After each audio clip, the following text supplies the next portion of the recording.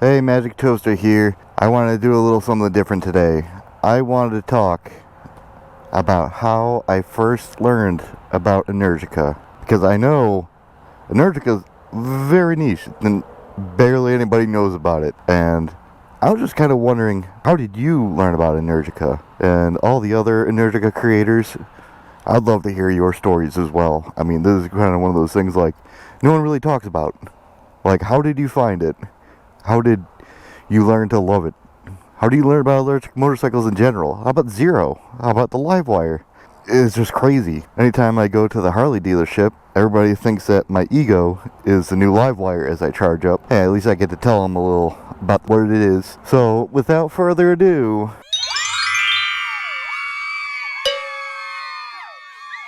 let's go! And on a side note, I hope that you enjoyed the little clip that I did. It was a little funny skit I felt like doing. And it's actually gonna be part of a longer video, or I might just finish editing it and put it into sections. If the Energica is actually the perfect beginner bike. Now, obviously, as you all know that are probably watching this, since there aren't that many, no, it is not the perfect beginner bike.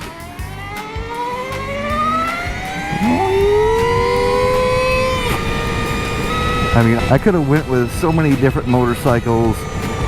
I was actually thinking about just grabbing another motorcycle to learn more on as I rode this, but that'll be for another day. Right now, we're talking about my experience of finding out about Energica. So, we must go back to the last time I had any type of fast vehicle. It was a 2004 Pontiac GTO Silver. Hopefully I'll put it up there for you so you can see my happy face with it. That thing was fun. It should have been doing like 11s in the quarter mile, but I would get 3 seconds, 60 foots. I couldn't launch that thing, but apparently it wasn't that easy to launch, especially not with stock suspension and all that. But at the time, it was a lot of fun. It's what taught me how to respect the power of these insane machines. The first time that I actually floored it in first gear, it just went sideways, and then I ripped it into second gear and it went sideways the other way. It was a humbling moment, but then again, that's sort of the reason why I'm able to have this as a beginner bike. I learned to respect the power, but problem was gas mileage. Now you might think around 500 horsepower GTO, fun to drive around the town, but on premium gas, getting around 10 to 13 miles to the gallon around town, not very economical. So when I got out of the military, I decided to buy myself a Nissan Altima. I told myself I traded the horsepower for the miles per tank, and I'm still happy with it. You know, it's got enough power to do what it does. But you also learn that you've got to have a normal vehicle if you're gonna have a fast vehicle, because fast vehicles break down a lot, sadly. But I was fine for years until 2 years ago. I kind of had the spark of I wanted to go fast again. I was interested.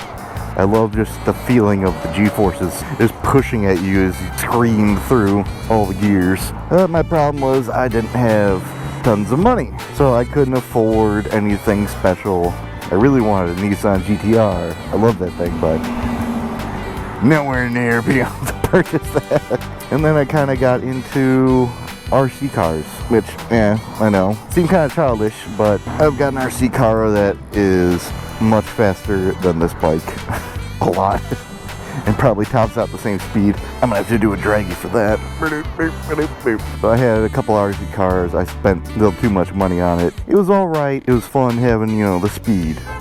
Something doing it, but it wasn't moving me. And I kind of wanted to experience the speed myself. So, I had 3 rules that I kind of put in place for myself for a new machine, new fun thing to have, because that's what it was.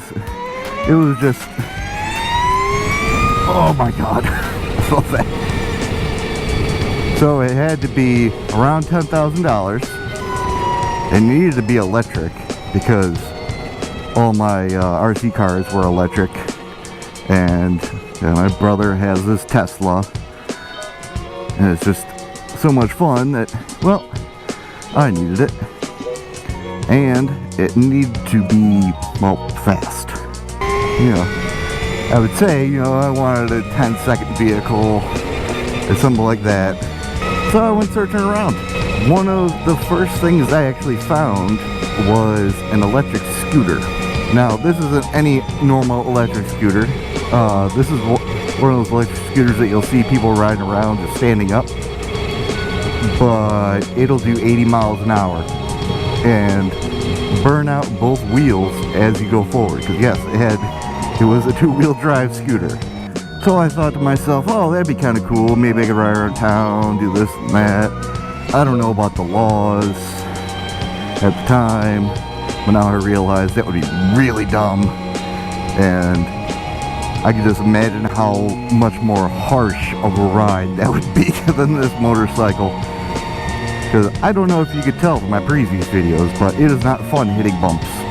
No. So, with that being around $7,000 brand new and had like a 4-month waiting time, I'm just like, it seems so impractical. So then I started looking at e-bikes. I'm like, okay, cool. Got some fun stuff there. A lot of them are really cool. I'm like, okay, well, it fits some of them. They're cheaper, but they're not that fast. And can I ride it on the street? Do I need a motorcycle license?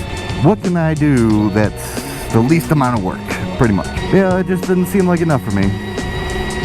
So I went around looking, finding other ones for like $5,000. These little cafe racer things that would do maybe about 60 miles an hour.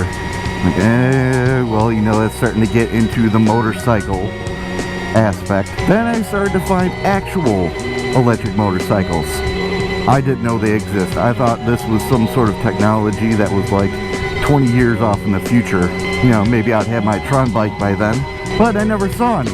But then I think it was, I forget which motorcycle I saw first. So when I finally decided that maybe I will go the extra step, I will get my motorcycle license, let's look for electric motorcycles. After I found out that they even existed, found some cheaper ones, maybe around like $5,000, like those cafe racer ones I was talking about. But yeah, it just wasn't enough for me. I wanted more. I pretty much wanted to have everything. I wanted it to be pretty much perfect. Then I found Zero and Energica. It finally came to it. I saw these things that were $20,000, $30,000. Holy crap. Like I could buy almost a Tesla for that much. I don't got the money for a Tesla. A Tesla would make a lot more sense, but I'm here for some cheap speed. This is definitely the poor man's speed.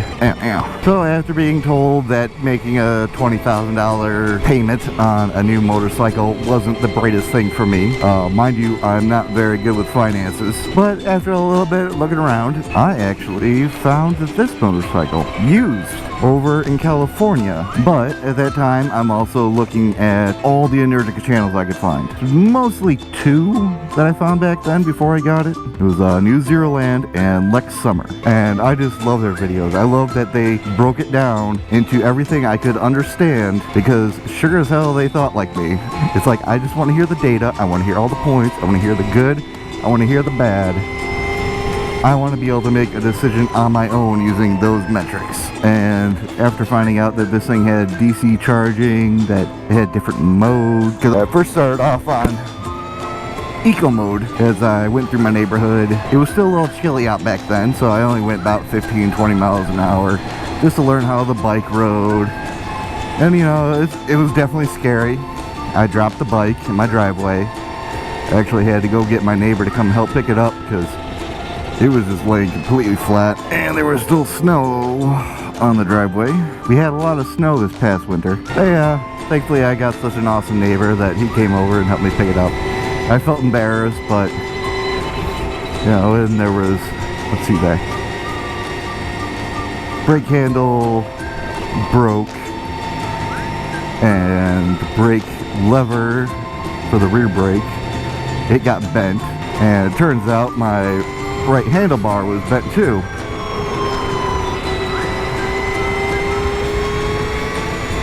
That's why you gotta be aware. But thankfully I got this these riser clip-ons, and they work really great.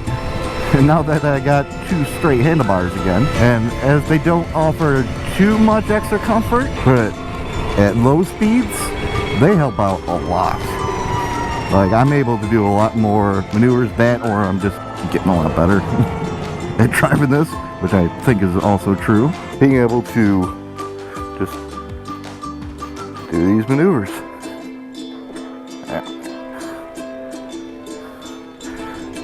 It makes it so much easier. Because the other clip-ons would make my thumb pretty much hit the fake gas tank. So now I can go lock to lock and be just fine. So that was kind of a rushed explanation of how I found out about Energica. It has led to this amazing community of fellow electric motorcycle riders and all my fans out there. My #1 super fan for you as well. Now I hope to spread the word. Cause I really think there are a lot more people that if they find out about Energica, just, or I should say, the other people watching that don't have Energica. I mean, Zeros and possibly Damon if it's not some total scam. Please don't let it be a scam, but it looks like a scam. Now, right now, we are buying into the infancy of this whole thing. They're not cheap now. They're not perfect rivals for the gas bike, but I don't mind. I don't mind having a little less to just get so much more. I don't need the long range for myself. I don't need 250 horsepower. Like, for me, this is my beginner bike. This is my perfect beginner bike.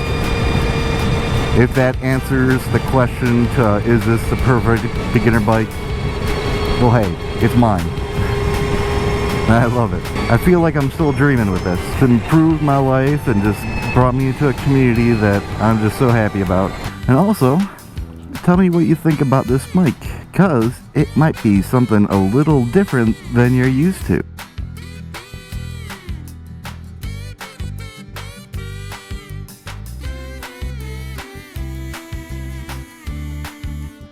I'll put a link down in the description so you can see yourself how to do it. It's really cheap, it's really easy, and from what I heard other people do it, I haven't heard it myself, but it sounds pretty great.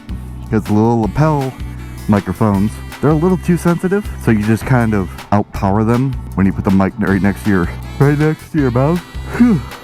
But with this little cheap mic, and those wondering what kind of mileage I get on this, I'm just gonna say yes.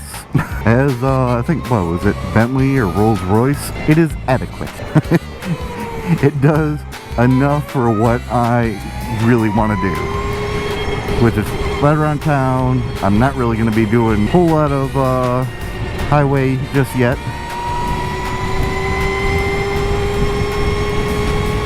But when it's time to get another bike, I'm definitely going for whatever Energica has new. I'd love to get the RS, or hopefully someone even better. Something long range. Probably the Rebel would be better for me. It seems a lot more comfortable than this. A lot less hunched over. Even though this bike isn't bad. Like, I feel fairly comfortable on it. Fairly.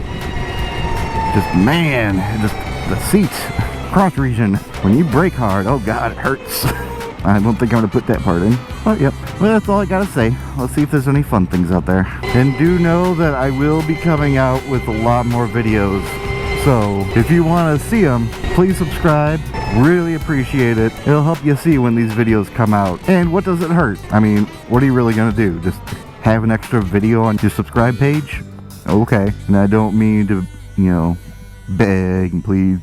Yeah, you don't have to subscribe, whatever. It is what it is. So tell me what you think. How do you first find out about electric motorcycles in general? How do you first find out about, either if you have one, let me know. What kind you got, color, I want to know it all. And tell me how you first found it. Where'd you find your current bike? Because who knows, maybe if you write down your story, you might inspire someone else. And that's what we all kind of are here for. Just to share our excitement. You don't need to, like, if you heard about it and you don't like it, hey, fair. Good for you. You do your own thing. It takes different strokes to move the world. But knowing that I'm me, and I've seen so many other people like me, I need to go find those people. I need to find the nerdy. I need to find the, I don't care, I'm not some dumb kid trying to get a Hayabusa. I'm a mid-30s boy man, magic toaster man. I guess that's all I pretty much got to say today. So before the battery dies out, I think I actually will sign off with an actual goodbye as I'm riding around. So until next time, see ya!